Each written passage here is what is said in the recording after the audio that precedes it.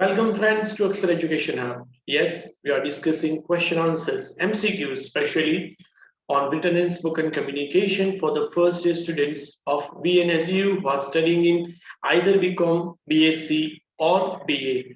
But before we start with the poem, we'll request you to like, share and subscribe our YouTube channel, Akshar Education Hub, for such an interesting and informative videos. Today, we are going to discuss the question answers on the poem Where the Mind is Without Fear. Friends, this is the second part of these MCQs.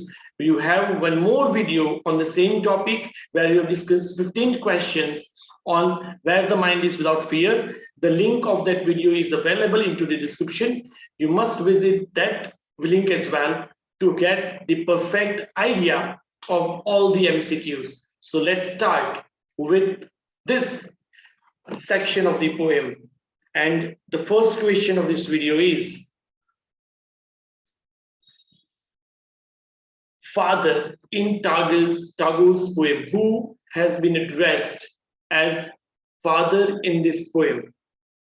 Is it God, angel, forefathers, or successors? As I insist you to give your answers into the comment box so that you can also check your knowledge. What is the right answer? Write your answer in the comment box. The right answer is a God. He addresses God as Father in this poem. The second question, Tagore pays praise to God to lead our minds. Where does he want our minds to be led? To him, to thought, to action, or into ever-widening thought and action? If we have the context of the previous video, we'll come to know that the right answer is D, into ever-widening thought and action. You need to look at all the aspects of the poem and need to answer this question. You cannot answer with only one line of the poem. Okay. The next question is, according to the poet, man should always strive for, according to Rabindranath Tagore, man should always strive for what? For money, for beauty, for fame, or for perfection? And the right answer is D. We should always strive for perfection. The next question, where the world has not been broken up into fragments. In this line, what does fragments mean? Is it small pieces? Is it parts? Is it countries or cities? The fragments here means a small pieces, the small parts. Next question is, where the mind is without fear. Here, word where refers to. What is the meaning of the word where in this line? Place unknown to the poet. Poet doesn't know what does it mean. Next, a place visited by the poet. Poet has visited this place somewhere. An imaginary world conceived by the poet. It is the world that poet thinks should exist, or a country known to the poet, a country which poet knows. And the right answer is C. It is an imaginary world that is conceived by the poet, that poet thoughts should exist. The next question is, the poet invokes the mind without fear to. To what does the poet invoke its mind to? To get strength, or to get angry, or to get freedom, or to get success?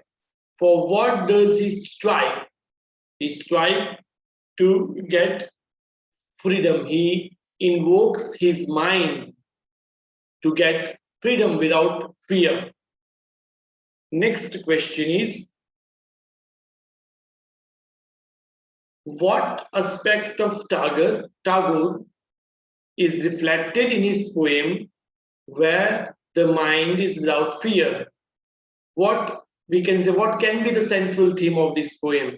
It is a patriot poem, it is imperialist poem, it is anti-nationalist poem, and it is a secularist poem. It is a patriot poem. It invokes patriotism in ourselves.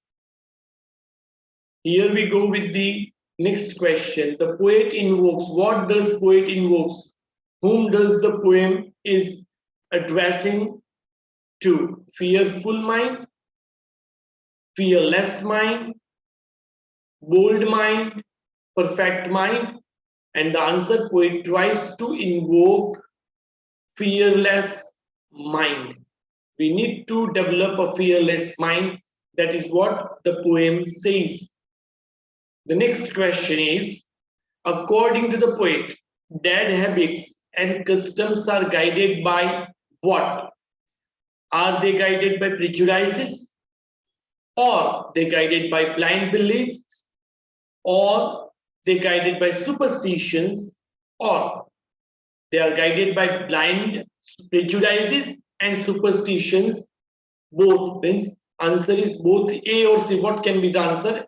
And the right answer is D. The customs are guided by prejudices and superstitions, both. The next question. The poet wants his countrymen to be without, her countrymen should be without fear, courage, respect, oath. And the answer is A. Poet wants his countrymen to be without fear.